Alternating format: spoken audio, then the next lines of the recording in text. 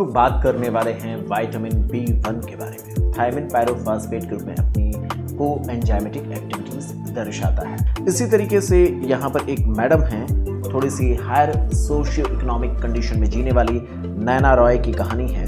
पर clue point हमें इससे मिल रहा है, ग्लोसाइटिस से मिल रहा है। विटामिन B1 के सोर्सेज मिल्क प्रोडक्ट्स में मिलते हैं। इसका जो एक्टिव फॉर्म है, जिस रूप में ये कोएंजाइमेटिक एक्टिविटीज दर्शाता है, वो थायमिन पायरोफॉस्फेट है। एक्टिव फॉर्म है वो TPP है। और TPP जब एक्टिव हो जाता है तो एनर्जी प्रोडक्शन कराता है, जब सप्लाई मिलते रहना। तो अगर ग्लूकोज ब्रेन को नहीं मिलेगा तो इसके बहुत सारे पार्ट इस प्रभावित हो सकते हैं। कौन कौन से? मेमोरी का लॉस होना, जो कि आप सीधे तौर पर पढ़ते हैं वर्निकीज कोर्साकॉफ सिंड्रोम के द्वारा। तो उसमें क्लिनिकल आपको जो हिंट यहाँ पर मिलेगा वो कुछ इसी रूप में मिलेगा। नमस्कार, अब हम लोग बात करने वाले हैं विटामिन B1 के बारे में, जिसे हम थायमिन के रूप में जानते हैं। मैंने इससे पहले लेक्चर में आपके साथ डिस्कस किया था कि थायमिन जब कोएंजाइम के रूप में अपनी एक्टिविटीज़ दर्शाता है तो इसका नाम क्या होता है?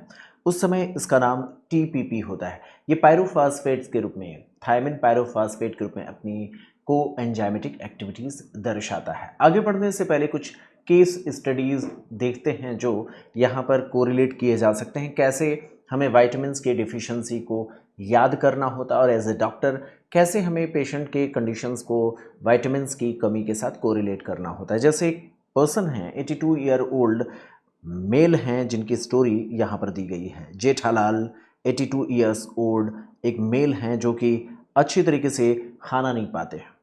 ऐसा है कुछ ऐसा कि ये अकेला जीवन जी रहे हैं, घर वालों ने इनको अलग कर रखा है और ये अच्छी तरीके से इनको खाना नहीं मिलता है।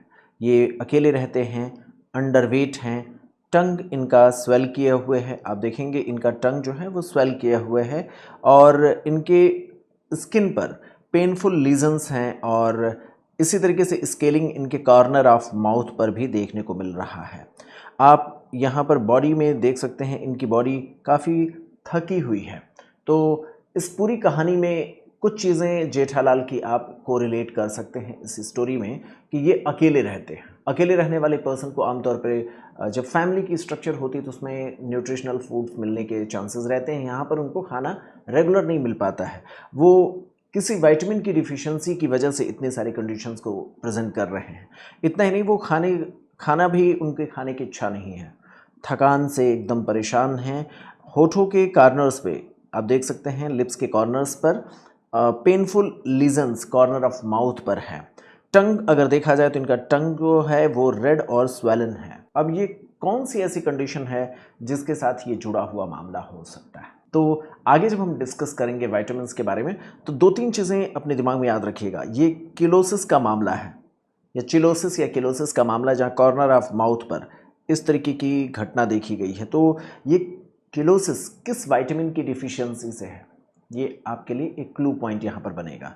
इसी तरीके से यहाँ पर एक मैडम हैं, थोड़ी सी हायर सोशियो इकोनॉमिक कंडीशन में जीने वाली नैना रॉय की कहानी है, जो 60 ईयर ओल्ड फीमेल हैं। तो नैना रॉय की स्टोरी में क्या है, ये डायरिया पिछले कुछ हफ्तों से चल रहा है। वो चीज़ों को भूल जाती हैं। इतना ही नहीं, वो लगातार अल्कोहल भी बहुत पीती हैं। मैंने कहा ये थोड़ी सी हायर स्टैंडर्ड की महिला हैं। इनके स्किन पर रफ स्केली स्किन के लीजन हैं और स्किन का जो एरिया जहाँ ये ज़्यादा देखने को मिलता है, फेस है, नेक है और लिम्स हैं। यहाँ पर तीन चीज़ आप नोटिस कर पा रहे होंगे। एक स्टूडेंट के तौर पर आपके पॉइंट ऑफ व्यू से जो सबसे महत्वपूर्ण जो क्लू पॉइंट यहाँ पर मिल सकता है वो 3D मिल रहा है, जो कि आपके लिए सबसे ज़्यादा महत्वपूर्ण होगा। पहला D है डायरिया, दूसरा है ये चीज़ों को भूल जाती हैं, यानी इनके साथ जो दूसरी कंडीशन है वो दूसरे D की है, डिमेंशिया की है। डायरिया, डिमेंशिया, और आप देखेंगे रफ स्केली लीजन है कुछ खास हिस्सों पर, सन एक्सपोज्ड एरिया पर। पूरी कहानी नहीं दी गई है लेकिन ये डर्मेटाइटिस की कहानी है, वो तीसरी D आपको यहाँ पर देखने को मिल रही है। तो ये 3D डिजीज से रिलेटेड नैना रॉय की कंडीशन है। जाहिर सी बात है 3D विटामिन B3 की कमी को रिप्रेजेंट कर रही है।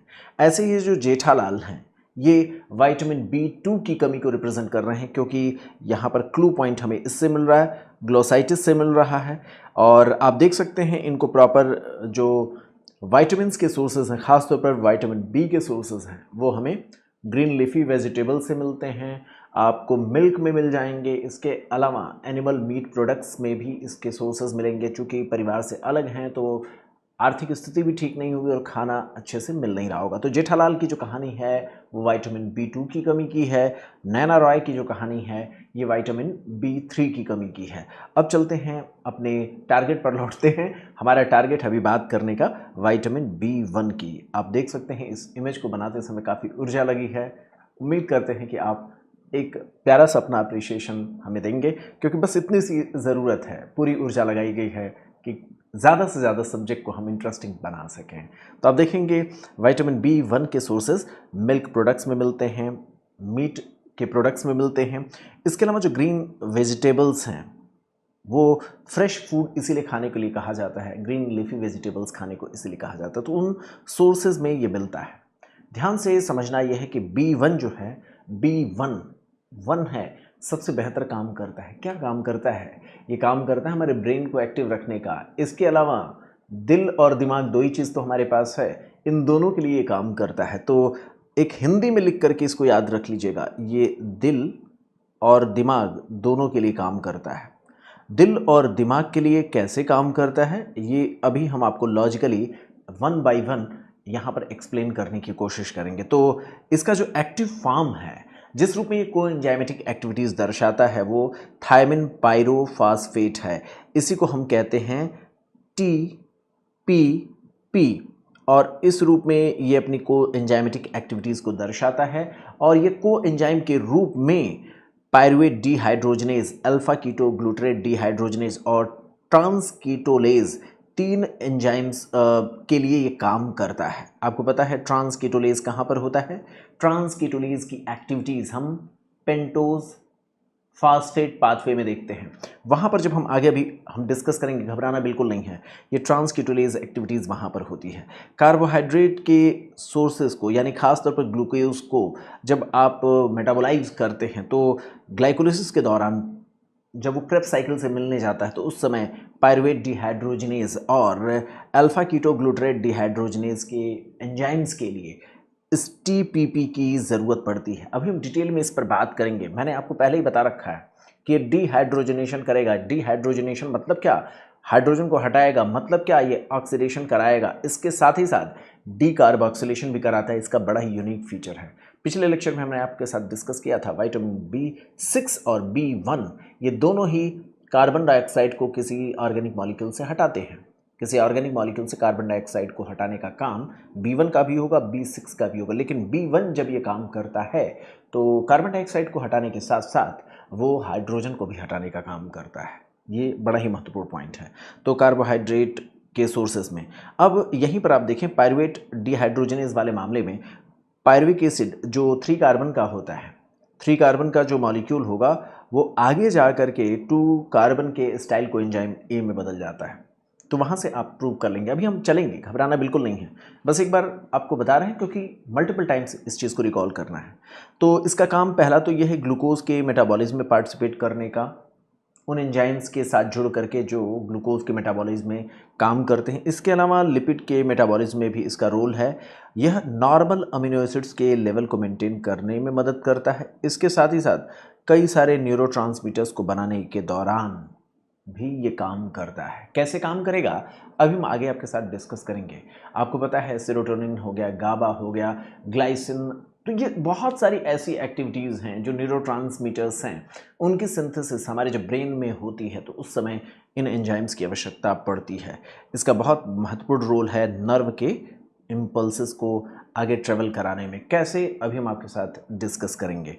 आप देखेंगे जो इसका एक्टिव फॉर्म है वो TPP है, और TPP जब एक्टिव हो जाता है तो एनर्जी प्रोडक्शन कराता है। जब एनर्जी प्रोडक्शन कराएगा तभी तो सिग्नल आगे बढ़ पाएंगे। आपको पता है ना, पूरा का पूरा जो नर्व का कंडक्शन है उसके लिए चाहिए एनर्जी। एनर्जी कहाँ से जनरेट होगा? कार्बोहाइड्रेट के मेटाबॉलिज्म से, ग्लूकोज के मेटाबॉलिज्म से। कैसे? आपको पता है ना, जब लोग कहते हैं थकान लग जाती है, ऊर्जा नहीं मिलती है। जाहिर सी बात है B1 की कमी है। B1 की कमी है क्यों? क्योंकि B1 का रोल है पूरी पूरी पायरुविक एसिड वाला जो मामला है उससे आगे बढ़ाना, क्रेब्स साइकिल में ले जाना। तो आपको पता है ग्लाइकोलिसिस और क्रेब्स साइकिल के कुछ स्टेप्स में B1 का रोल होता है। B1 जब अच्छे से काम करेगा तो ग्लाइकोलिसिस और क्रेब्स साइकिल अच्छे से चलेंगे, तो एटीपी का अच्छे से प्रोडक्शन होगा। एटीपी का अच्छे से प्रोडक्शन होगा तो सोडियम पोटेशियम पंप उसी की बेसिस पर चलते हैं। इसका मतलब जो नर्व का कंडक्शन है वो बेहतर तरीके से हो पाएगा।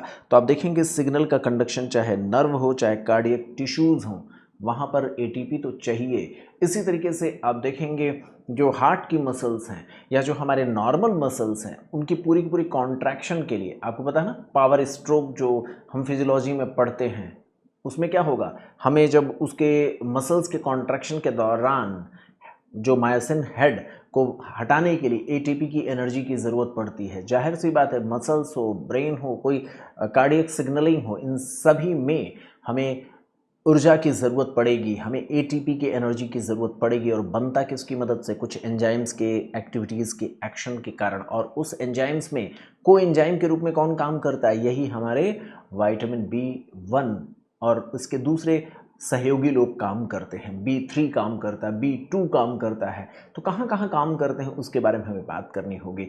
तो समझ सकते हैं जब एनर्जी रहेगी तभी हम जीवित रहेंगे, जब हम जीवित रहेंगे तभी अच्छे से काम कर पाएंगे। तो हमें न्यूट्रिएंट्स की सप्लाई अच्छे से मिलनी चाहिए ताकि हम अपने रॉ मटेरियल अच्छे से बना सकें, कोएंजाइम्स अच्छे से बना सकें। तो पर्सन जो फटीग होता है, जो थकान होती है, वो इसी वजह से होती है।